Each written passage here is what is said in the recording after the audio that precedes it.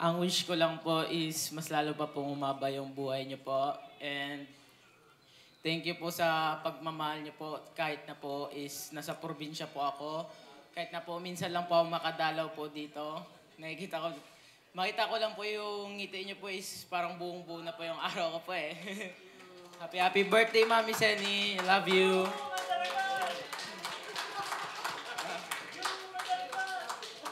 Mommy Sandy, I love you so much, and I'm so glad that I get to be with you. That I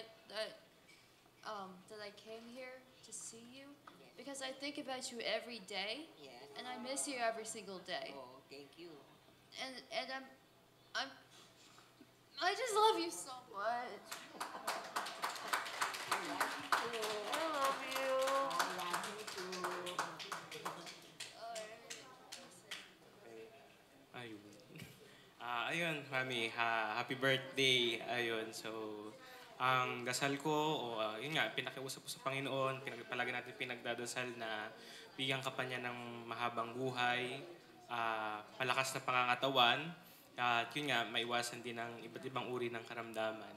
And ayun, at the same time, ayun, nandito lang kami palagi. Pag may kailangan ka, ayun, ayun, so, hindi man ako expressive masyado sa salita, pero ayun, I'll make to, yun, sa bahay, sa pagkilos, gano'n.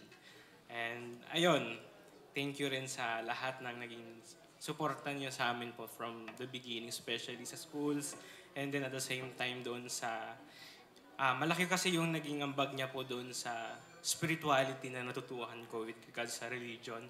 So every time kasi, pag noon, nung bata pa ako rather, pag nagsisimba ng Quiapo, ng sa Baclaran, so nakasama niya ako. So malaking contribution yung ganyan influence niya sa akin sa sino ako sa kasalukuyan. So ayun, we love you so much po, Mami, and happy birthday ulit. Go, Father!